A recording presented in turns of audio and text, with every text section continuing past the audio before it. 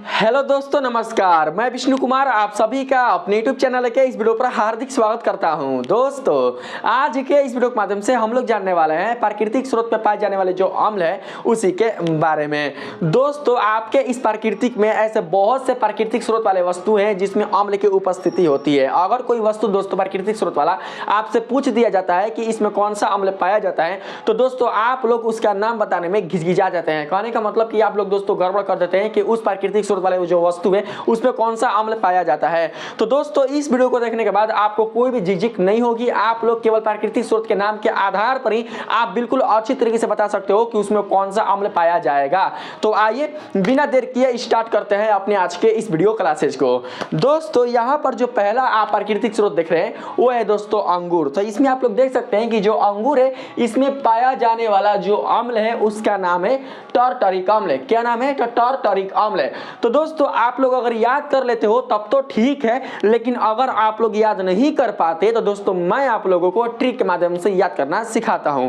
देखिए, जो अंगूर होता है वो दोस्तों किस में होता है? तो दोस्तों जो अंगूर होता है वो लता में होता है। कहने का मतलब कि जो अंगूर होते हैं वो लता में लिपटे हुए रहते हैं। आप लोग अंगूर खाए होंगे तो दोस्तों देखे होंगे कि अंगूर के जो एक एक दाने होते हैं वो दोस्तों लता वाले क्या होते हैं? लता वाले शाखाओं में लिपटे रहते हैं। इस तरीके से क्या होते हैं? लिपटे हुए रहते हैं। तो आप लोग यहाँ पर ये समझ के रखना कि अंगूर का मतलब कि जो अंगूर है वो लता में लिपटा हुआ रहता है। और यहाँ पर लता का जो अंतिम शब्द है ता, तो ता से क्या बनाएंगे दोस्तों? ता से बनाएंगे टार्टरिक। क्या बनाएंगे ता से? तो दोस्तों ता से बनाएंगे टार्टरिक। तो इस प्रकार से आप लोग ये जान पाओगे कि जो अंगूर है इसमें उपस्थित जो अम्ल होगा वो होगा टार्टरिक अम्ल। ठीक है, इस तरीके से दोस्तों क्या करना कि आप लोग इस वस्तु में उपस्थित जो अम्ल है उसके नाम को आप बता देना। ठीक, यहाँ पर कौन सा? तो दोस्तों यहाँ पर जो है प्राकृतिक स्रोत वो है अमरूद है। तो हम लोग अगर देखें कि अमरूद में कौन सा अम्ल पाया जाता है तो दोस्तों इसमें पाया जाता है ऑक्जैलिक अम्ल। तो इसको हम लोग कैसे याद कर सकते हैं तो समझने का दोस्तों प्रयास कीजिएगा। आपका जो अमरूद है और आपका जो दोस्तों टमाटर है, ये दोनों में जो पाया जाने वाला जो अम्ल है वो है दोस्तों ऑक्जैलिक अम्ल। क्या है? तो वो है ऑक्जैलिक अम्ल। आप लोग कभी भी भूल नहीं करना कि जो टमाटर है और जो अमरूद है उसमें अलग अलग अम्ल पाए जाते हैं। नहीं, जो टमाटर है और जो दोस्तों अमरूद है इन दोनों में एक ही अम्ल पाया जाता है जिसका नाम है ऑक्जैलिक अम्ल। लेकिन इसको याद कैसे करेंगे आप लोग ध्यान देना मेरी बातों पर। तो दोस्तों देखिए, यहाँ पर जो आप देख रहे हैं अमरूद और जो आप देख रहे हैं टमाटर, तो दोस्तों इसमें आप लोग क्या देखते हैं? इसमें आप लोग ये देखते हैं कि टमाटर और अमरूद में छोटे छोटे बीज होते हैं, छोटे छोटे दाने होते हैं। आप लोग समझ कर रखना, टमाटर और अमरूद इन दोनों में ही क्या होता है कि छोटे छोटे बीज अर्थात छोटे छोटे दाने होते हैं। तो दोस्तों केवल आप क्या करना कि टमाटर या अमरूद इन दोनों में से किसी एक का आप लोग याद कर लेना कि हाँ, इसमें जो अम्ल पाया जाता है वो पाया जाता है ऑक्जैलिक अम्ल। देखिए, टमाटर का याद करना सिखाता हूँ। टमाटर का याद कर लो। जैसे कि मान के चलते हैं कि यहाँ पर टमाटर है, तो दोस्तों जो टमाटर जो आपका यहाँ पर सब्जी दिखाई दे रहा है ना, ये टमाटर, ये जानते हैं किसको पसंद होता है सबसे ज्यादा? ये पसंद होता है अंग्रेजों को। हो सकता है आप लोग ने देखा होगा या नहीं देखा होगा, तो मैं आप लोग को बता देता हूं कि जो अंग्रेज होते हैं वो दोस्तों कच्चा टमाटर तक भी खा जाते हैं। अगर कहीं पर दोस्तों अंग्रेज टमाटर को दोस्तों देख ले तो वो क्या करते हैं कि टमाटर को किन कर भी, या हो सकता है कहीं खेत में टमाटर लगा होगा तो वहां जाकर क्या करते हैं कि उस खेत के सारे टमाटर को वो दोस्तों खा सकते हैं, क्योंकि उनको जो टमाटर है वो बहुत ही दोस्तों अच्छा लगता है। तो यहाँ पर आप लोग समझ के रखना, टमाटर किसको अच्छा लगता है? तो दोस्तों अच्छा लगता है अंग्रेजों को। तो अंग्रेज का जो पहला लेटर वो कौन है? तो वो है अ। क्या है भाई? तो वो है अ। तो अ से हम लोग समझेंगे क्या? तो दोस्तों अ से हम लोग समझेंगे ऑक्जैलिक। क्या समझेंगे? अ से ऑक्जैलिक है। तो दोस्तों आपने जाना कि टमाटर में जो अम्ल पाया जाता है वो पाया जाता है ऑक्जैलिक अम्ल। ठीक उसी प्रकार से दोस्तों आप लोग समझ सकते हैं कि जब यहाँ पर अमरूद है, अमरूद का जो पहला लेटर है वो अ कहने का मतलब है कि अ का मतलब होता है अंग्रेज, और अंग्रेज को पसंद होता है टमाटर। टमाटर में पाया जाता है कौन सा अम्ल? तो टमाटर में पाया जाता है ऑक्जैलिक अम्ल, इसलिए अमरूद में भी पाया जाएगा ऑक्जैलिक अम्ल। अगर इससे भी समझ में ना आए तो दोस्तों आप लोग समझ कर रखना कि टमाटर में छोटे छोटे बीए पाए जाते हैं, छोटे छोटे दाने पाए जाते हैं। सेम वैसा ही दाने, मतलब उस फल के हिसाब से जो दाने हैं वही दोस्तों पाए जाते हैं किसमें? तो अमरूद में भी पाए जाते हैं। तो इसलिए अमरूद और टमाटर इन दोनों में जो अम्ल की उपस्थिति होगी वो होगी ऑक्जैलिक अम्ल। आप लोग समझ कर रखना। ठीक है, ऑक्जेलिक यानी अंग्रेज, ऑक्जेलिक यानी कि अंग्रेज, आप लोग याद कर सकते हैं। आगे कौन था, अमाशय। तो दोस्तों अमाशय जो होता है वो हर एक जीव के अंदर होता है, ठीक, लेकिन इसमें जो अम्ल पाया जाता है वो कौन सा पाया जाता है, तो वो पाया जाता है हाइड्रोक्लोरिक अम्ल। कौन सा अम्ल है, तो हाइड्रोक्लोरिक अम्ल है। अगर दोस्तों आप लोग को याद है तब तो ठीक है, नहीं याद रहता है तो आप लोग ऐसे समझ सकते हैं, हमारे अमाशय में कौन सा अम्ल पाया जाता है, हमारे अमाशय में कौन सा अम्ल पाया जाता है। तो दोस्तों हमारे में जो पहला लेटर है, हमारे में जो पहला लेटर है इससे हम लोग समझेंगे हाइड्रोक्लोरिक अम्ल। क्या समझेंगे, हाइड्रोक्लोरिक अम्ल। तो दोस्तों आप लोग सिंपल रूप से बता सकते हो कि हमारे अमाशय में जो अम्ल पाया जाता है वो पाया जाता है हाइड्रोक्लोरिक अम्ल। देखिए आप लोगों को ट्रिक पर निर्भर होने से पहले ये सारे जो आप अम्ल देख रहे हैं इनको दोस्तों याद करना होगा इनके प्राकृतिक स्रोत के साथ। दोस्तों ट्रिक का मतलब क्या हुआ, ट्रिक का मतलब ये हुआ कि अगर आप किसी क्वेश्चन को बताने में अगर आप प्रॉब्लम कर रहे हैं, या हो सकता है कि आप उस क्वेश्चन का जो आंसर है उसको श्योरली अगर आप अच्छी तरीके से नहीं दे पाते हैं, यानी आप उसमें सस्पेंशन कर रहे हैं, तो ट्रिक क्या करता है कि आपको उसमें श्योर करता है कि हाँ इस क्वेश्चन का जो आंसर होगा वो यही होगा। अब इसका मतलब ये ना कि ट्रिक बस हम बता दिए कि अंग्रेज होता है तो पहला लेटर अ होता है तो इसे आपको याद हो गया, नहीं, इसके लिए क्या करना पड़ेगा कि आपको इन सबको दोस्तों याद करना होगा। जब आप लोग इसको अच्छी तरीके से याद कर लोगे, अब बाय द वे कोई पूछ दिया कि हाँ टमाटर में कौन सा अम्ल होता है, तो आपको पता है कि ऑक्जेलिक अम्ल होता है, लेकिन बहुत सारे अम्ल देख सकते हैं, इतने सारे अम्ल हैं, लेकिन आप कंफ्यूजन करोगे कि इतना सारे अम्ल में से कौन सा अम्ल है जो कि टमाटर में पाया जाता है, तब वहां पर आप लोग क्या करना, ट्रिक का दोस्तों उपयोग करना। तो देख सकते हैं टमाटर कहने का मतलब है कि टमाटर में क्या होता है, तो टमाटर में होता है छोटा छोटा बिया, या फिर आप ऐसे भी समझ सकते हैं कि टमाटर जो होता है वो पसंद होता है अंग्रेजों को, तो अंग्रेजों यानी ऑक्जेलिक अम्ल बता सकते हैं। ठीक वैसे ही यहाँ पर है अमरूद, तो अमरूद में जो पहला लेटर है वो है अ यानी अंग्रेज किसको पसंद करता है, तो टमाटर को पसंद करता है, ठीक है। तो जब टमाटर को पसंद करता है, टमाटर में होता है छोटा छोटा बिया, और अमरूद है इसमें भी होता है छोटा छोटा बिया, कहीं ना कहीं जो अमरूद है इसमें भी पाया जाएगा कौन सा अम्ल, तो ऑक्जेलिक अम्ल। इस तरीके से समझे। आगे देखिए कौन है भाई, तो आगे है यहाँ पर आंसू, ये तो बताइए दिए अमाशय में कौन सा अम्ल पाया जाता है, तो हाइड्रोक्लोरिक अम्ल, ठीक है। आंसू तो समझना, आंसू में जो अम्ल पाया जाता है वो पाया जाता है सियालिक अम्ल। कौन सा अम्ल, सियालिक अम्ल। तो दोस्तों यहाँ पर जो आप आ देख रहे हो इसका मतलब क्या हुआ, देखिए जो आप आ देख रहे हो इसका मतलब आप लोग ये समझना कि आ का मतलब हुआ अपराहन। क्या समझोगे, आ का मतलब आप लोग समझोगे अपराहन। और यहाँ पर जो आप सु देख रहे हो, तो सु का मतलब होता है सीता, यानी कि आप यहाँ पर जो स देख रहे हैं ना, तो इसका जो संबंध है उसे दोस्तों आप लोग रखना है सीता से। तो अ का मतलब हुआ अपहरण, स का मतलब हुआ सीता, यानी कि जब सीता का अपहरण हुआ था, हमारी सीता माँ का जब अपहरण हुआ था, तो सीता माँ क्या कर रही थी, सीता माँ रो रही थी। यानी कहने का मतलब कि सिया के आंख से आंसू लीक कर रहे थे, यानी आंसू जो थे सिया के आंख से वो दोस्तों टपक रहे थे। तो समझना, सीता माता को ही सिया कहा जाता है, सीता माता को ही क्या कहा जाता है, सिया कहा जाता है। और इन्हीं सिया के, सीता माता को ही सिया कहा जाता है, और इसी माता सीता की आंखों से जो आंसू था वो लीक कर रहा था, अर्थात टपक रहा था। तो सिया को लीक से क्या करेंगे, जोड़ देंगे, सिया को लीक से जोड़ देंगे, तो क्या हो जाएगा, सिया लीक। क्या होगा भैया, सिया लीक है। तो आप लोग समझ कर रखना कि आंसू में जो अम्ल पाया जाता है वो पाया जाता है सियालिक अम्ल। ठीक, समझ में बात आ रही है। अब बात करते हैं आगे इमली। तो दोस्तों इमली में जो अम्ल पाया जाता है वो पाया जाता है टार्टारिक अम्ल। कौन सा अम्ल, टार्टारिक अम्ल। तो यहाँ पर जो आप देख रहे हैं टार्टारिक अम्ल, इसको कैसे याद रख सकते हैं इमली के लिए। तो दोस्तों आप लोग जानते होंगे कि जो इमली होता है वो बहुत ही खट्टा होता है, यानी इसको खाने के बाद जो दांत होता है वो कटकटाने लगता है, कटकट करने लगता है ना, तो कट समझना, इमली को खाने के बाद जो दांत होता है वो कटकट करने लगता है। तो कटकट करने मतलब कि दांतें जो होते हैं बाजने लगते हैं, एक दूसरे से परस्पर टकराने लगते हैं, टटर करने लगते हैं। तो टटर से समझना आप लोग क्या, टटर से आप लोग समझना टार्टारिक अम्ल। या आप ऐसे भी समझ सकते हैं कि इमली अगर खट्टा होता है तो खट्टा यानी टा यानी टार्टारिक अम्ल, खट्टा यानी टा यानी टार्टारिक अम्ल। तो आप लोग दोस्तों बता सकते हो इमली में पाया जाने वाला जो अम्ल है वो है टार्टारिक अम्ल। ठीक, बात करते हैं आगे, कौन है भैया, तो सेब। सेब में कौन सा अम्ल पाया जाता है, तो सेब में पाया जाने वाला जो अम्ल है उसका नाम है मौलिक अम्ल। कैसे याद रखेंगे तो समझना, देखिए सेब को बनाएंगे सेबरी, सेब को क्या बनाएंगे भाई? सेबरी।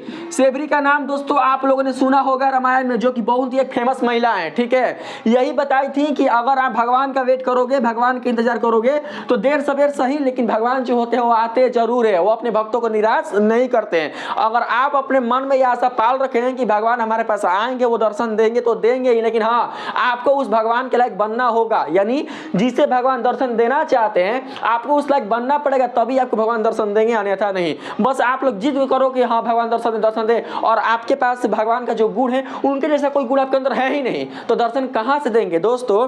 अगर भगवान के जो गुण होते हैं, अगर उन गुणों को हम अपने अंदर शामिल कर लें तो दोस्तों हम इंसान बन सकते हैं। अरे इंसान का, हम इंसान से भगवान बन सकते हैं। लेकिन जो भगवान के अंदर गुण होता है वो इंसान के अंदर कहां होता है? नहीं होता है। भगवान के अंदर जो जो चरित्र होते हैं, क्या इंसान के अंदर होता है? बहुत ही कम होता है। बहुत ही कम ऐसे मनुष्य होते हैं, बहुत ही कम ऐसे इंसान होते हैं जिनमें भगवान से मिलता जुलता चरित्र को देखा जाता है। और जिस मनुष्य में ऐसा चरित्र देखा जाता है तो वो कहीं ना कहीं वो इंसान नहीं बल्कि वो भगवान के रूप में होता है। तो दोस्तों अगर हमें भगवान को पाना है तो हमारे जो आचार व्यवहार, हमारा जो चरित्र होना चाहिए वो भगवान के अनुसार ही होना चाहिए, भगवान के जैसा ही होना चाहिए। क्या चीज की कमी है आप में? आप में क्या चीज की कमी है भाई? भगवान के भी दो हाथ होते हैं, आपके भी दो हाथ होते हैं। भगवान के भी दो दोस्तों आंख होते हैं, आपके भी दो आंख होते हैं। भगवान जो अवतार लिए हैं धरती पर वो मानव तन के साथ अवतार लिए हैं। आप भी इस धरती पर अवतार लिए हो तो मानव तन के साथ अवतार लिए हो। भगवान ने अपने आप को इस संसार के जन्म मरण के बंधनों से मुक्त होकर अपने आप को भगवान रूप में परिवर्तित किया है। दोस्तों आप भी चाहें तो इस संसार के जन्म जन्मांतरण के बंधनों से मुक्त होकर अपने आप को दोस्तों मोक्ष की प्राप्ति करा सकते हैं, लेकिन आप लोग ऐसा बिल्कुल भी सोचते ही नहीं है। क्या चीज की कमी है हम में? बताइए क्या चीज की कमी है? जो शक्ति ईश्वर ने आपको दिया है कम से कम उस शक्ति का तो हम सदुपयोग करें। जो शक्ति ईश्वर ने हमें प्रदान की है उस शक्ति का तो दोस्तों हम लोग यहाँ पर सदुपयोग करें। जैसे कि मान के चलते हैं हमारे पास जो शक्ति वो कैसी है, तो हमारे पास जो शक्ति है वो है देखने की। तो दोस्तों ये जो देखने की शक्ति है वो हम लोग कहाँ यूज कर सकते हैं? जहाँ पर बुरा हो रहा है, जहाँ पर किसी के साथ अत्याचार हो रहा है, जहाँ पर किसी के साथ मतलब बुरा चीज हो रहा है, तो वहां पर हमारी जो आंखें हैं जो दिखाती है, तो हमारा जो शरीर वो प्रेरित करता है कि नहीं उसके साथ गलत हो रहा है तो हमें वो गलती चीज वो रोकना चाहिए। क्योंकि दोस्तों अगर किसी के साथ अत्याचार हो रहा है और उस अत्याचार को देखकर आप अपना मुड़ी फेर देते हो, आप उस पर कोई आवाज नहीं उठाते, तो आप भी दोस्तों पाप का हकदार होते हो। तो ऐसा हमें बिल्कुल भी नहीं करना चाहिए। आपके पास जो सामर्थ्य है आप उसी सामर्थ्य के अनुसार क्या करो कि आप वहां पर आवाज उठाओ, जिससे कि क्या हो, वहां पर जो अत्याचार हो दोस्तों वो रुक सके। आपके पास जो पैर है दोस्तों, जो पैर है आपका, उससे आप लोग बिल्कुल भी अधर्म के रास्ते पर मत लेकर जाओ। ये जो पैर है आपका, इसे दोस्तों आप लोग धर्म के रास्ते पर लेकर जाओ। क्योंकि ये दोस्तों जो पैर मिला है आपको, ईश्वर ने जो पैर आपको दिया है, यह इसीलिए दिया है ताकि आप धर्म के रास्ते पर चल सकें और लोगों को भी ये बता सकें कि आप भी धर्म के रास्ते पर चलिए। आपके पास दोस्तों जो जो तन मिला हुआ है, आपके इस तन में जो जो अंग मिला हुआ है, अगर आप इस जन्म में अपने हर एक अंग का, यानी जो जो अंग आपके पास मिला हुआ है, अगर उन अंगों का दुरुपयोग करते हैं, उसको पाप के श्रेणी में लाते हैं, तो दोस्तों यकीन मानिए ये अंग हो सकता है कि दोस्तों आपके आने वाला जो नया जो पुनर्जन्म होगा उसमें छीन लिया जाए। देखते हैं ना, बहुत सारे ऐसे बच्चे होते हैं जो जन्म लेते हैं अंधे जन्म लेते हैं। बहुत सारे ऐसे बच्चे होते हैं जो जन्म लेते हैं उनके पास पाँव नहीं होता, उनके पास हाथ नहीं होता, उनके पास मुंह नहीं होता। काहे नहीं होता? कान नहीं होता। काहे नहीं होता भाई? भगवान को क्या दुश्मनी है आपसे? जो बच्चा जन्म लेता है माँ के गर्भ से, तो क्या उससे भगवान को दुश्मनी होती है? नहीं होती है दुश्मनी भाई, कोई दुश्मनी नहीं। देखिए अगर दुश्मनी होती तो जो बच्चा था वो माँ के गर्भ में 9 महीने तक अपने जीवन के अस्तित्व को नहीं बनाए रखता। अगर वो अपने माँ के गर्भ में 9 महीने तक जीवन के अस्तित्व को बनाए रखा है तो इसका मतलब ये हुआ कि कहीं ना कहीं जो भगवान है उस माँ के गर्भ में भी उस बच्चे की रक्षा किए हैं, तभी वो बच्चा इस संसार में जन्म ले पाया है। लेकिन उसके पास जो जो अंग नहीं है, हो सकता है कि उस अंगों का उसने अपने पिछले जन्म में दुरुपयोग किया होगा। बहुत सारे किन्नर पैदा होता है, छक्का पैदा होता है, काय पैदा होता है, क्योंकि उस अंग का उसने गलत उपयोग किया है। देखते हैं आज के इस वर्तमान समय में बहुत सारे बेटी बहन के साथ अत्याचार होता है, उसके साथ बलात्कार होता है, रेप होता है। तो दोस्तों ये सब रेप का मेन क्या कारण है? रेप का जो मेन कारण है वो है आपके शरीर का जो एकाग्रता है वो ना होना, आपके शरीर में दोस्तों काम वासना की जागृति होना। और यही सब दोस्तों कारण है किस चीज का? तो दोस्तों यही सब कारण है रेप और बलात्कार का, जो कि ये दोस्तों पाप की श्रेणी में आता है। हमें ऐसा बिल्कुल भी नहीं करना चाहिए। हमारी बहन हो या किसी और की बहन हो, किसी की भी बेटी बहन हो दोस्तों, हमें यह समझ कर रखना चाहिए कि हाँ ये भारत की नागरिक है, भारत की बेटी है। हमारा कर्तव्य बनता है हमारे भारत के नागरिक होने के नाते कि हम इसको सही सलामत घर पर पहुंचा सके, या हमसे जो बन सकता है उसका हेल्प करना, तो दोस्तों हम उसका हेल्प हम कर सके। तो इतना सारा जो चीज है दोस्तों अगर आप अपने जीवन में उतार कर चलोगे तो दोस्तों यकीन मानिए आप अपने आप को बिल्कुल ये बता सकते हो दुनिया को कि हाँ मेरे अंदर मानवता का गुण है। अगर ऐसा नहीं है तो दोस्तों आप मानो नहीं बल्कि आप जानवर है, जानवर से भी बदतर है। क्योंकि जानवर भी दोस्तों क्या करता है कि मतलब उसका अगर पेट भरा रहेगा तो दोस्तों बिल्कुल भी किसी के साथ गलत नहीं करेगा, लेकिन हाँ उसका पेट नहीं भरा रहता है तभी क्या करता है कि किसी को मार कर खाता है, कुछ भी मतलब करता है। हम देखिए हम इंसान है, मानव है, तो हमें जो यहाँ पर काम करना चाहिए वो मानव के अनुसार ही करना चाहिए, ठीक है। तो दोस्तों आप लोग समझ कर रखना मैंने जो आप लोग को बताया, और इतना सारा जो मैंने लेक्चर दिया है ये दोस्तों मैंने आप लोग को इसलिए दिया है ताकि आप लोग अपने जीवन में कोई भी दोस्तों गलत काम ना कर सके, अपने जीवन को दोस्तों आप सही मार्ग पर लेकर जा सके। क्योंकि अगर आप आज किसी के साथ अच्छा कीजिएगा तो कल आपके साथ भी अच्छा होगा। आज आप किसी के साथ बुरा कीजिएगा तो हो सकता है कि आने वाले समय में आपके साथ भी बुरा हो। तो हम ऐसा क्यों करेंगे भाई जिससे कि हमारे आने वाले समय में बुरा दिन देखना पड़े, ठीक है। तो दोस्तों बात हम लोग कहां कर रहे थे, तो बात हम लोग कर रहे थे सेवरी पर, ठीक है। बात कहां हो रही थी, तो बात हो रही थी सेवरी पर। तो दोस्तों जो सेवरी है वो क्या है, सेवरी एक महिला है। क्या है, सेवरी एक महिला है। तो महिला से क्या बनेगा, महिला से बनेगा मौलिक। क्या बनेगा, मौलिक। तो समझना यहां पर दोस्तों कि सेब में पाया जाने वाला जो अम्ल है वो है मौलिक अम्ल, यानी म से महिला और उसी म से क्या हो जाएगा, मौलिक अम्ल। अगर इसे भी समझ में नहीं आएगा तब समझ के रखना कि जो सेब होता है वो महंगा मिलता है, तो महंगा से क्या बन जाएगा, मौलिक अम्ल। याद रखना। कच्चा आम, तो दोस्तों देखिए कच्चा आम हो या दोस्तों नींबू हो, संतरा हो, तीनों में एक ही अम्ल पाया जाता है जिसका नाम है साइट्रिक अम्ल। तीनों में एक ही अम्ल पाया जाता है जिसका नाम है साइट्रिक अम्ल। अब यहाँ पर हम लोग याद कैसे करेंगे इसे समझना। देखिए दोस्तों कच्चा आम जो रहता है वो दोस्तों हरा रहता है। यहाँ पर नींबू और जो आप संतरा देख रहे हैं अगर दोस्तों ये पके हुए नहीं है अर्थात अगर ये कच्चे हैं तो दोस्तों ये भी हरे रहते हैं। तो ये दोनों भी हरे हैं और ये भी हरा है। तो कहने का मतलब ये हुआ कि तीनों में पाया जाने वाला जो अम्ल होगा वो एक ही होगा। कौन, तो साइट्रिक अम्ल। कैसे याद रखेंगे, तो भैया आप लोग समझ कर रखना। जो आम होता है वो गर्मी के दिनों में मिलता है। दोस्तों हम लोग गर्मी के दिनों को यानी जो गर्म वाला जो ऋतु होता है, जो ग्रीष्म ऋतु होता है, उसको हम लोग अंग्रेजी में समर सीजन बोल सकते हैं। क्या बोल सकते हैं, समर सीजन बोल सकते हैं। तो समर में जो स आ रहा है उसका जो संबंध है वो हम लोग जोड़ कर रखेंगे साइट्रिक से, ना कि सल्फ्यूरिक से। किससे, तो साइट्रिक से ही जोड़कर रखना, ठीक है। अब क्या करते हैं, बात करते हैं आगे। आगे कौन है भैया, तो दोस्तों दूध है तो समझ ही रहे हैं। नींबू संतरा यानी दोनों हरे हैं तो इसीलिए इसमें भी कौन सा अम्ल पाया जाएगा, तो साइट्रिक अम्ल पाया जाएगा। संतरा का जो पहला लेटर है वो है सा, तो सा से क्या बन जाएगा, साइट्रिक है। और नींबू जो होता है वो संतरा का ही छोटा रूप होता है। तो कहने का मतलब ये हुआ कि जो अम्ल संतरा में पाया जाएगा वही अम्ल नींबू में भी पाया जाएगा। इसमें बात करें दूध में, तो दोस्तों दूध में जो अम्ल पाया जाता है वो पाया जाता है लैक्टिक अम्ल। याद रखिएगा दूध हो या दही हो दोनों में एक ही अम्ल पाया जाता है जिसका नाम है लैक्टिक अम्ल। इसको कैसे समझेंगे, तो दोस्तों याद रखना कि दूध को दही में बदलने वाला जो सूक्ष्म जीव होता है उसका नाम होता है लैक्टोबैसिलस। क्या नाम होता है, लैक्टोबैसिलस। तो दोस्तों आप लोग याद रखना कि दूध को दही में बदलने वाला जो सूक्ष्म जीव है उसका नाम है लैक्टोबैसिलस। तो लैक्टोज से बन जाएगा क्या, तो लैक्टोज से बन जाएगा लैक्टिक अम्ल। और ये जो अम्ल होगा वो दोनों में आएगा, चाहे वो दूध हो और चाहे वो दही हो, ठीक। याद रखना इस तरीके से।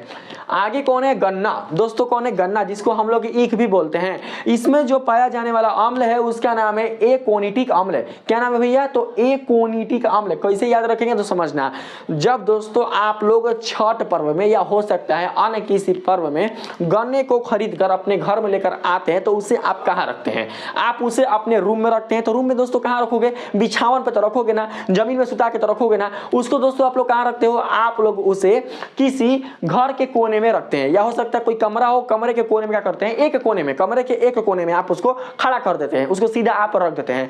तो समझना एक कोना कहने का मतलब कि एक कोनी, समझिएगा। एक कोना कहने का मतलब कि एक कोनी, यानी एक कोना में ही आप ईख को यानी जो गन्ना है उसको आप टिका देते हैं। टिका का मतलब उसको खड़ा कर देते हैं, उस कोने के सहारे आप उसको दोस्तों खड़ा कर देते हैं। तो समझ के रखना कि जब हम लोग गन्ना को खरीद कर अपने घर में लाते हैं तो इस गन्ना को, इस ईख को अपने रूम के किसी एक कोने के सहारे हम लोग क्या करते हैं कि इसको हम लोग टिका देते हैं, अर्थात खड़ा कर देते हैं। तो एक कोना से क्या बनेगा, एक कोना से बनेगा एकोनिटिक अम्ल। क्या बनेगा, एकोनिटिक अम्ल। तो इसको आप लोग इस तरीके से याद रख सकते हैं। आगे कौन है भैया, तो आगे है चाय। तो चाय में पाया जाने वाला जो अम्ल है उसका नाम है टैनिक अम्ल। याद कैसे रखेंगे, तो दोस्तों जो चाय होता है उसका अंग्रेजी क्या होता है, तो उसका अंग्रेजी होता है टी। क्या होता है भैया, टी। तो टी से बना देंगे टैनिक, ना कि टाइटेनिक। ये मत रखना क्योंकि टाइटेनिक कोई दोस्तों अम्ल का नाम नहीं है। तो टी से क्या बनेगा, तो टी से बनेगा टैनिक अम्ल, ठीक। आगे कौन है, जठरस। तो दोस्तों ये तो आप लोगों को पता होगा या हो सकता है आप लोगों ने पढ़ा होगा, तो जानते होंगे कि जठरस में पाया जाने वाला जो अम्ल है उसका नाम है गैस्ट्रिक अम्ल। कौन सा अम्ल, तो गैस्ट्रिक अम्ल। याद रखिएगा, ठीक है। आगे देखिए यहाँ पर कौन है भैया, लैक्टिक अम्ल है। तो मैंने बताया जो दूध में पाया जाता है वही दही में पाया जाएगा, लैक्टिक अम्ल। आगे है चींटी के डंक। तो दोस्तों चींटी के डंक में पाया जाने वाला जो अम्ल है उसका नाम है फॉर्मिक अम्ल, जिसे मेथेनाइक अम्ल भी कहा जाता है। ठीक है, तो दोस्तों इसको कैसे हम लोग याद रख सकते हैं, तो आप लोग समझने का यहाँ पर प्रयास कीजिएगा। जब चींटी मतलब जो क्या बोलते हैं ज़्यादा मतलब कि खतरनाक जो चींटी होती है, जैसे कि लाल चींटी, ठीक है, ज़्यादातर दोस्तों दिया जाता है लाल चींटी में कौन सा अम्ल पाया जाता है। तो दोस्तों जो लाल चींटी होती है या जो खतरनाक चींटी होती है, अगर वो आपको काट दे तो वहां पर क्या होता है कि फोड़ा उठ जाता है। क्या होता है, फोड़ा उठ जाता है, यानी वो जो स्थान है वो फूल जाता है। तो फूल या फोड़ा दोनों से क्या बनाएंगे, फॉर्मिक अम्ल। फूल या फोड़ा दोनों से क्या बनाएंगे, तो फॉर्मिक अम्ल बनाएंगे। तो समझ सकते हैं कि चींटी के डंक में पाया जाने वाला जो अम्ल है भैया वो पाया जाएगा कौन सा अम्ल, तो पाया जाएगा यहाँ पर फॉर्मिक अम्ल। टमाटर वाला मैंने दोस्तों आप लोगों को बताइए दिया कि टमाटर अंग्रेज को पसंद होते हैं, इसलिए अ से क्या बन जाएगा, ऑक्जेलिक अम्ल। ठीक है, अगला है पालक। तो दोस्तों पालक में पाया जाने वाला जो अम्ल है वो है ऑक्जेलिक अम्ल। इसको याद कैसे रखेंगे तो समझना दोस्तों, पालक में जो आप पाल देख रहे हो इसका मतलब हम लोग यहाँ पर समझ कर रखेंगे पल्लू। क्या समझेंगे भैया, तो पल्लू समझेंगे, याद रखिएगा पल्लू समझेंगे। तो ये पल्लू किसका होता है, तो यह पल्लू महिलाओं का होता है, ऐसे घुमाती रहती है ना पल्लू। तो दोस्तों यहाँ पर हम लोग ये समझ कर रखेंगे कि ये जो पल्लू होता है यह महिलाओं का होता है। यानी समझ सकते हैं कि हमारी जो माएँ होती हैं वो बचपन में क्या करती थी, जब हम लोग बच्चा रहते थे तो उस स्थिति में क्या करती थी कि अपने बच्चे को पैसा देने के लिए अपने पल्लू में ही 2-4 सिक्के वो बांध कर रखती थी कि अगर मेरा बच्चा कहीं से घूम कर आएगा या खेल कर आएगा तो मैं उसे ये सिक्का उसके हाथ में दूंगी। आज हो सकता है मॉडल जमाना हो चुका है, जो माएँ होती हैं अब बिल्कुल भी साड़ी नहीं पहनती, वो जींस पहन रही है, तो उसके पास पल्लू अब रहेगा कहाँ से जिससे वो पल्लू बांध सके। वो क्या करती है, रुको बेटा निकाल के दे रही हूँ, डालेगी हमें जींस में हाथ वाली, रुको बेटा निकाल के दे रही हूँ, नहीं तो पीछे डालेगी कहेगी रुको बेटा निकाल के दे रही हूँ, और वो में नहीं होगा तो कहेगी रुको पर्स देख रही हूँ, पर्स में होगा उसमें से निकाल के दे रही हूँ। क्या समझे। तो दोस्तों देखिए, आप पर्स में से दे रहे हैं या आप बैंक में से दे रहे हैं या पेटीएम में से दे रहे हैं वो मायने नहीं है। यहाँ पर दोस्तों प्यार देखा जाता था। 1 रुपया 2 रुपया जो माँ अपना पल्लू खोलकर बच्चे के हाथ में रखती थी ना, उससे दोस्तों लगता था ना कि पूरा का पूरा जो संसार की दौलत है वो मेरे हाथ में आ चुका है। आप लोग दोस्तों हो सकता है अगर माँ के हाथों से अगर आपने दोस्तों सिक्का लिया होगा अपने हाथों में, उनके पल्लू से अगर दोस्तों आपने सिक्का लिया होगा, या अपने दादी माँ के हाथों से अगर आपने पैसा लिया होगा अपने हाथों में उनके पल्लू द्वारा, तो दोस्तों आप लोग समझे होंगे कि आपके अंदर कितना खुशी हो रही होगी, कितना दोस्तों आपके अंदर हैप्पी फील हो रही होगी।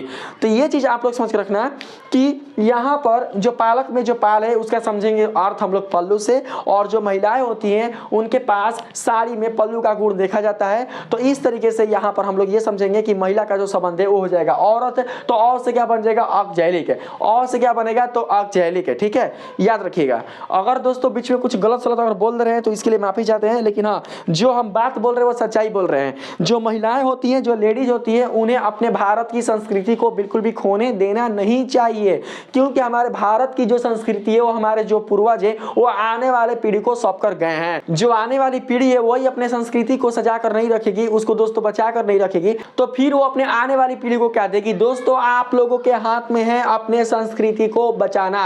अगर आप अभी जींस पहन रहे हैं, टी शर्ट पहन रहे हैं, बिल्कुल भी अगर आप साड़ी नहीं पहन रहे तो दोस्तों उस स्थिति में आप ही को देखकर आपकी जो बेटी है वो क्या करती है कि छोटे छोटे कपड़े पहनती है, जो कि उसको पहनना उचित नहीं है। आप अपनी बेटी को समझाइए कि बुची ये बिल्कुल भी आपकी संस्कृति नहीं है, ये अंग्रेजों की संस्कृति है, ये अंग्रेजों में ऐसा सूट करता है, आप लोगों में सूट नहीं करता। मॉडर्न बने तो भाई बनो ना मॉडर्न, क्या दिक्कत है मॉडर्न बनने में, आप बनो, लेकिन आप ऐसा मॉडर्न बनो जिससे कि आपकी जो संस्कृति है वो बचा हुआ हो। आप लोग जानते होंगे कि बिहार की एक लड़की है जो कि बहुत ही ट्रेंड में चल रही है, जिसका नाम है संचिता बासु। तो आप बताइए जो संचिता बासु है वो क्या मतलब कि वायरल नहीं है क्या, उसके पास अच्छा खासा फॉलोअर्स नहीं है क्या, उसके पास अच्छा खासा सब्सक्राइबर नहीं है क्या, उसका व्यूज नहीं आता है, लेकिन उसका जो पहनावा है, उसके रहने का जो ढंग है, उसके जो वेशभूषा है, उस पर आप लोग केयर करना। उसमें दोस्तों कोई भी अश्लीलता आपको देखने को नहीं मिलेगी।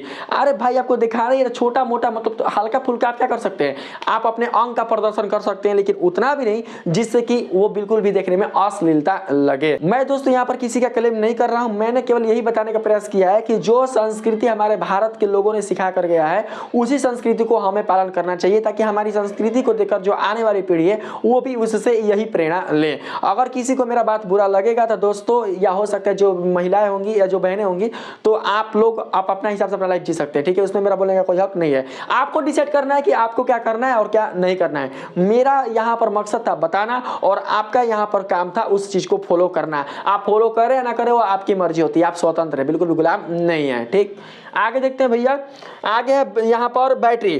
तो बैटरी में पाया जाने वाला जो अम्ल है उसका नाम है सल्फ्यूरिक अम्ल। तो दोस्तों यहाँ पर ध्यान से समझो कि जो बैटरी होता है वो बनता किससे है, तो वो बनता है सेलों के समूह से। किससे बनता है? सेलों के समूह से। तो सेल से बनेगा सल्फ्यूरिक। सेल से क्या बनेगा? सल्फ्यूरिक। तो याद रखना बैटरी में पाया जाने वाला जो अम्ल होगा वो होगा सल्फ्यूरिक अम्ल।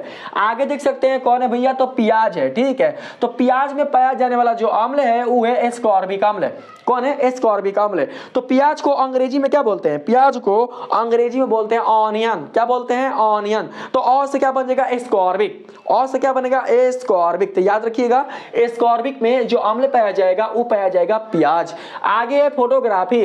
फोटोग्राफी में पाया जाने वाला जो अम्ल है वो कौन है? तो वो है ऑक्जैलिक अम्ल। कौन है भैया? ऑक्जैलिक। कैसे याद रखेंगे तो समझना दोस्तों, जो फोटोग्राफी है वो आपके किस शरीर के अंग की सहायता से खींची जाती है? जो फोटोग्राफर होते हैं वो अपने शरीर के किस अंग की सहायता से वो फोटोग्राफी करते हैं? तो वो दोस्तों करते हैं आंख से, आंखवा से। अगर आंख एक दिन के लिए उनका खराब हो जाए या हो सकता है कि एक दिन के लिए जो उनका आंख है वो धुंधला हो जाए तो वो फोटोग्राफी कर सकते हैं। हाथ गोड़ पैर सब कुछ अतड़ी पतड़ी जितना है सब बराबर है, सब कुछ ठीक है, लेकिन उनका जो आंख है अगर वही एक दिन के लिए धुंधला हो जाए या खराब हो जाए या उनकी आंख में कुछ चल जाए तो क्या वो फोटोग्राफी कर सकते हैं? नहीं कर सकते। यानी फोटोग्राफर के लिए जो आंख होता है वो इनके फोटोग्राफी में मदद करता है। तो समझ के रखना है कि फोटोग्राफी का जो संबंध होगा वो होगा आंख से। तो आंख से क्या बनेगा? आंख। आंख आंख आंख से क्या बनेगा? ऑक्जैलिक अम्ल। तो इस तरीके से समझकर रखेंगे।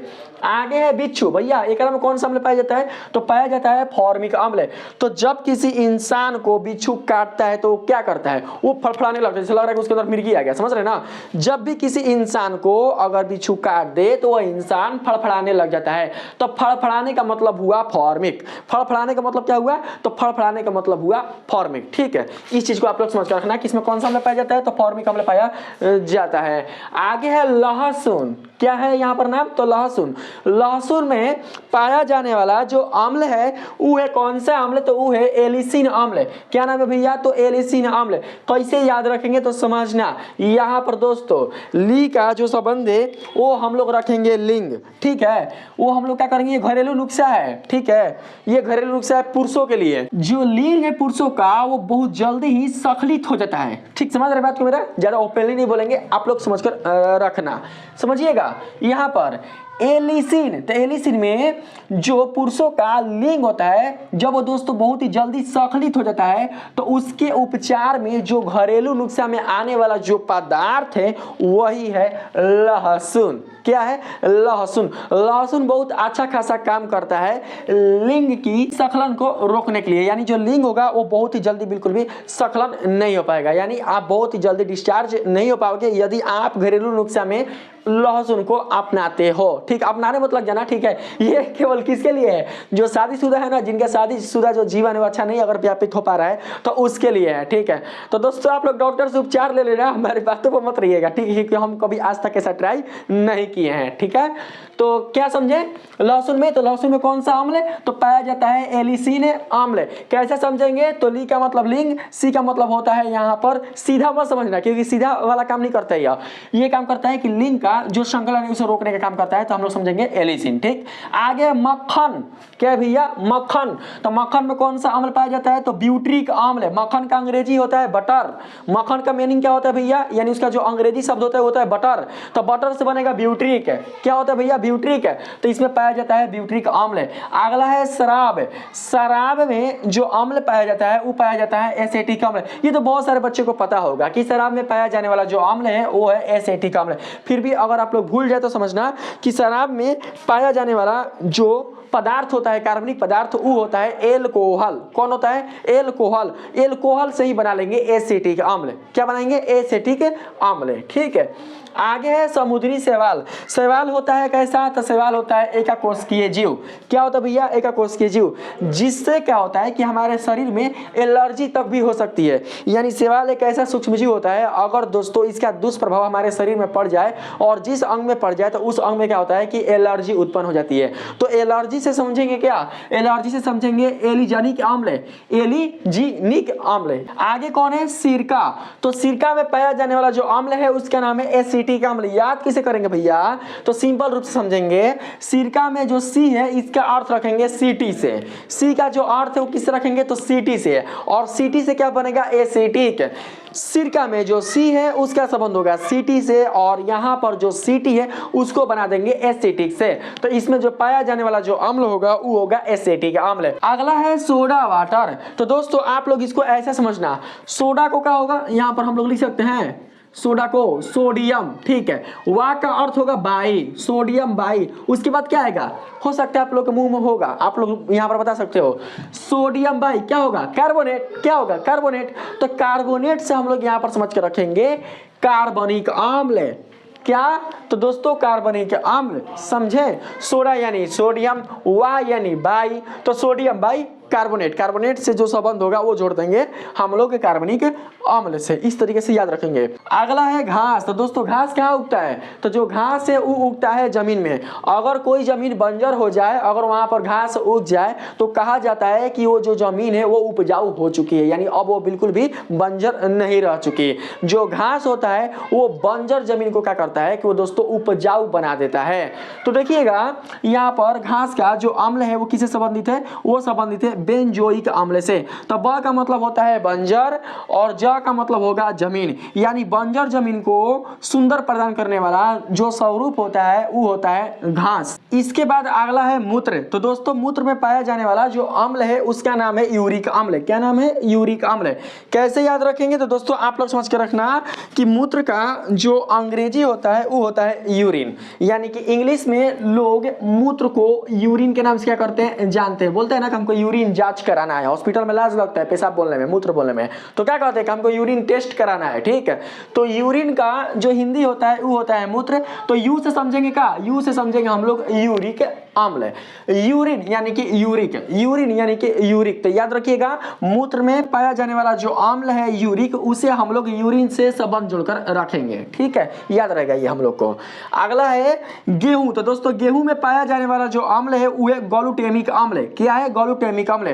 तो ग से होगा गेहूं, और यहां पर देख सकते हैं कि ये भी ग से ही स्टार्ट हो रहा है। मतलब इस सारे अम्ल में दोस्तों यह एकलौता अम्ल है, मतलब इसके जैसा मिलता जुलता कोई भी नाम नहीं है। तो इसे क्या करना कि आप लोग याद रख लेना, क्या? तो ग्लूटामिक अम्ल, ठीक है। अगला कौन है?